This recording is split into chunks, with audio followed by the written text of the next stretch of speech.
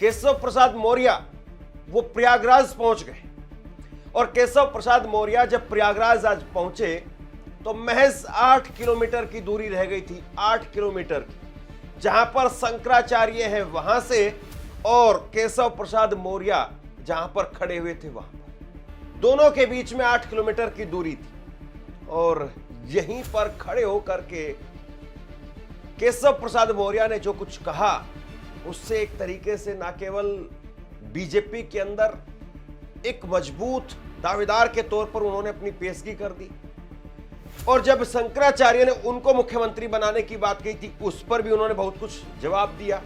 आज उन्होंने विस्तार से अपनी बात कही है। अब से पहले उन्होंने 5-10 सेकंड के अंदर अपनी बात कही थी, लेकिन आज उन्होंने विस्तार से बात कही। और इसमें सबसे बड़ी बात यह है कि अब जिस तरीके से खुल करके शंकराचार्य के साथ में नजर आ रहे हैं केशव प्रसाद मौर्य, इससे क्या वाकई योगी आदित्यनाथ की उल्टी गिनती शुरू हो जाएगी? सबसे बड़ा सवाल।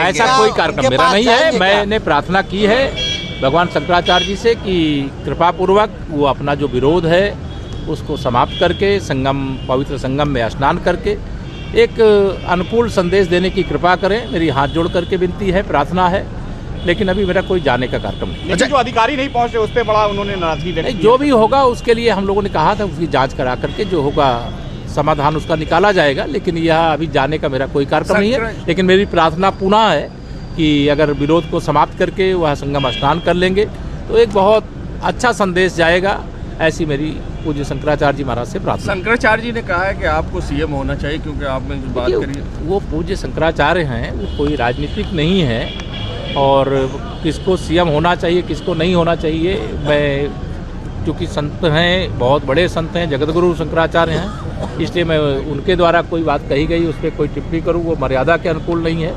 लेकिन यह सब तय करना हमारी पार्टी का काम है और उनसे यही चरणों में प्रार्थना करेंगे। हम उनका सम्मान करते हैं, प्रयागराज के माघ मेले में आए, उनका हृदय से स्वागत करते हैं। वो जो विरोध है उसको समाप्त करके संगम में डुबकी लगा करके एक अनुकूल संदेश देने की कृपा करें, ऐसी हाथ जोड़कर